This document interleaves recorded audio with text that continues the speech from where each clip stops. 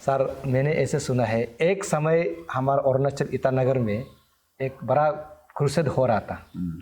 तो उस क्रूसेड में आपको पवित्र आत्मा ने बात किया है कि जब तक स्वर्गराज से आपको हम रास्ता नहीं खोल देगा, आप वहाँ पर क्रूसेड पर कुछ भी सामान को नहीं छूना है। मतलब इस पृथ्वी का सामान को नहीं छूना है। मतलब जो कुछ भी कोई अगर देता है तो आप नहीं लेना है। पवित्र आत्मा आप दोनों कैसे बात किया और वहाँ क्रूसेड में क्या क्या हुआ, इसके बारे में मैं जानना चाहता हूँ।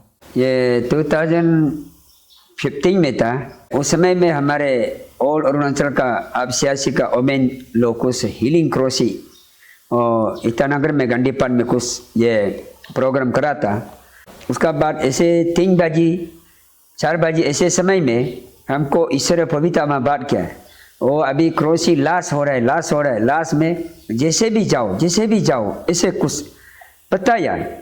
और तब हम यहाँ से हरापा से जाके और पेंडल में पहुँचा। होली स्पिरिट पवित्र आत्मा और पेंडल घुसने का बाद ऐसे बताया, कुछ भी उधर में नहीं खाना नहीं पीना, जो भी सामान देता है नहीं लेना है, ऐसे बोला है। वो हम उसका बाद अंदर में छप करके बैठा था। ऐसे देखने नहीं देगा, मेरे चेहरा को देखने नहीं देगा। अगर देखने से हो लो जैसे भी नाम को बाई चांस बोला सकते हैं बोल के हम अंदर में छप रखा है। उसका बाद हम रुकते रहते हैं, जब ईश्वर वचन कब बोलेगा, स्पीकर वाला कब आएगा, उसको रुकते रहते हैं। फिर ईश्वर बार रुकते रहो, इंतजार करो। होली स्पिरिट पवित्र आत्मा आशीष देगा, ब्लेसिंग देगा, कुछ ईश्वर से कुछ ताकत देगा, ऐसे कुछ हमेशा हमको बताते रहते हैं। और पेंडल अंदर में तब वो प्रचार वाला आ गया, स्पीकर वाला आ गया। आने का बाद वो प्रचार करते एनोटिंग का कुछ वचन दे रहा था। देते समय में वो एनोटिंग देते समय में असली मेरा बदन को ऐसे आंधी तूफान का रब में आके हमको गिरा दिया, तांग करके ऐसे गिरा दिया। होली स्पिरिट का ताकत को हमको दिया है। होली स्पिरिट का बात को मान के हम रुकाया। को संसार का कपड़ा सपड़ा क्या वो पानी से नहीं और क्या प्रेजेंटेशन दिया, उसको हम नहीं लिया है। होली स्पिरिट का बात को मान के एनोटिंग लिया। एनोटिंग का लेने का बाद क्रोसी खत्म होने का साथ एक फोन आया, एक ब्रदर ये नरबू सोनाम, वो बोले बंजा कल आप सुबह आने से अच्छा होगा बोल के हम उसका घर में गया था। वो हमको असली 1 लाख दिया है पैसा।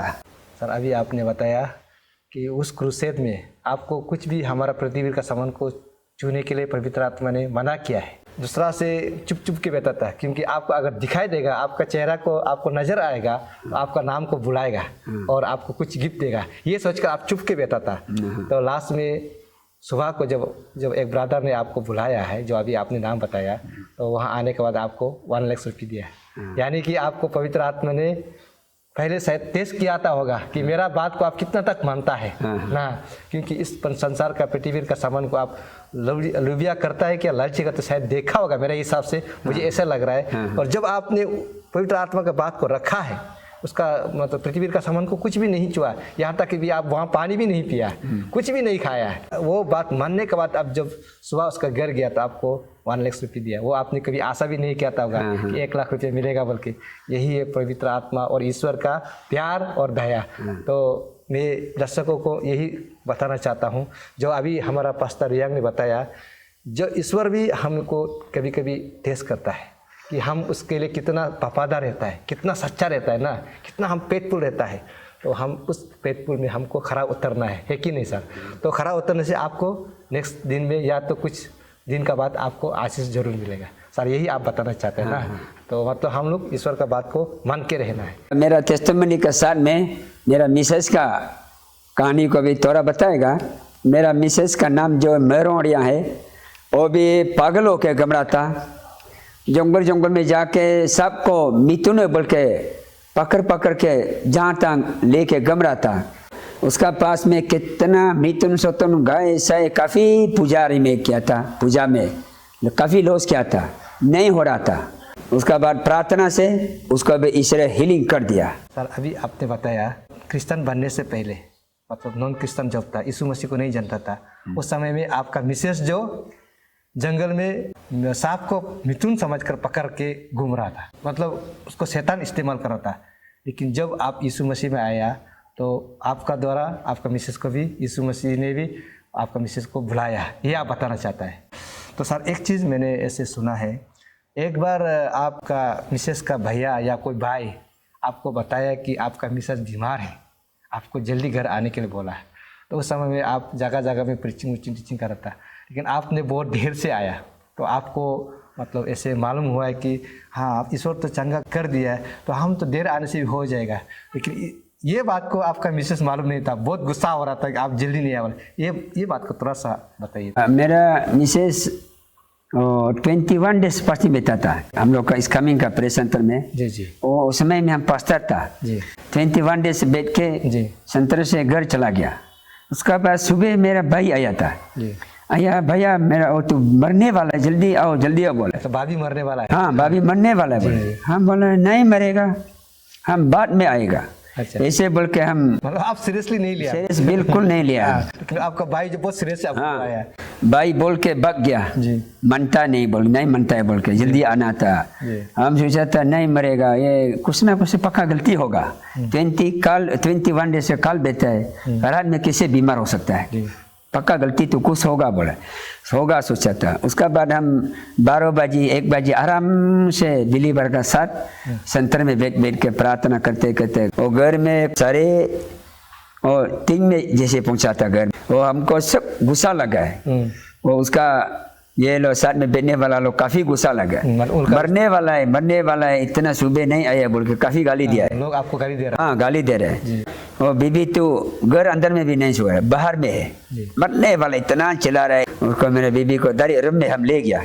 रूम में अंदर में लेके हम उसको डीपली पूछा, अब पक्का गलती होगा।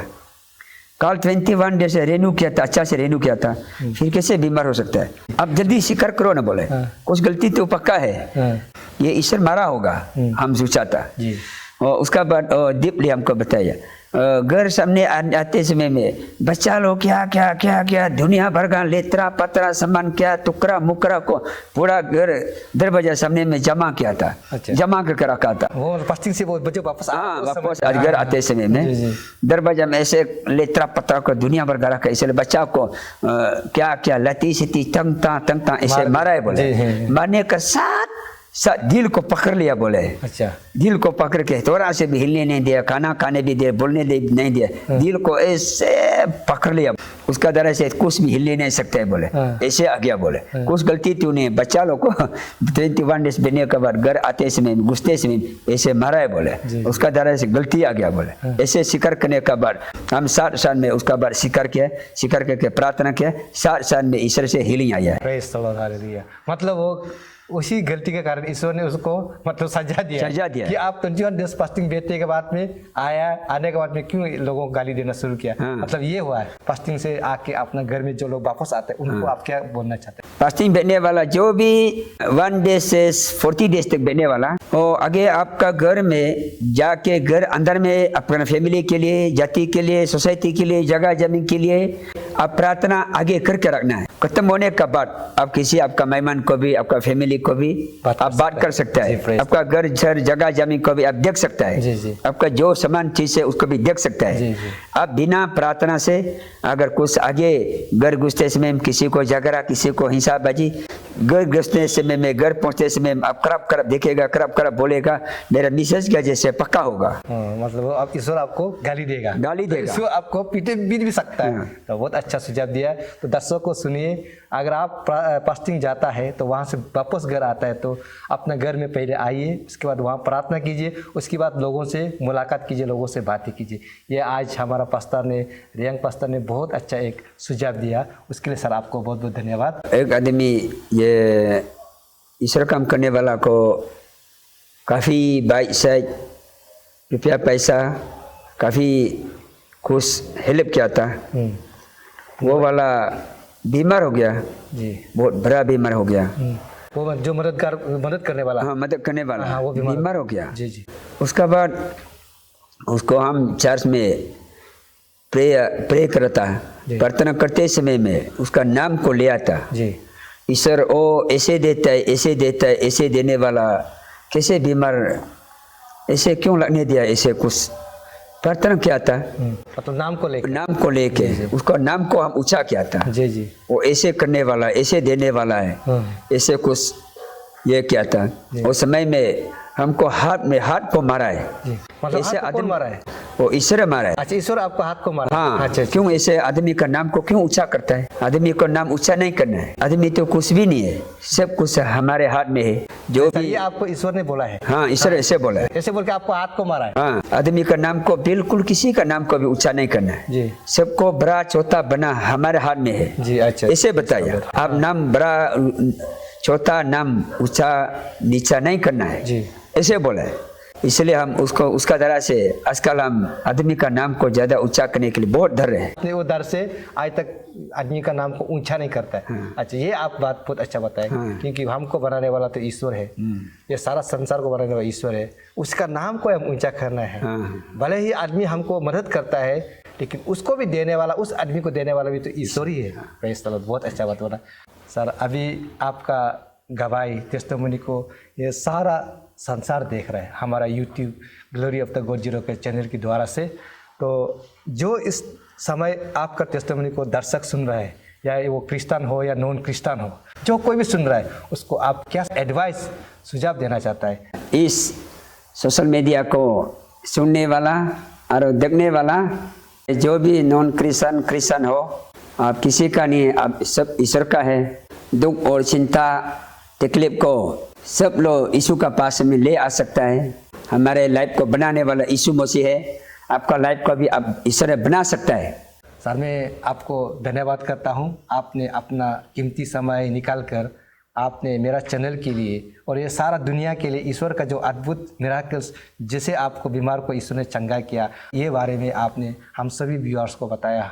दिल से आपको धन्यवाद। Thank you sir. Thank you. Hallelujah.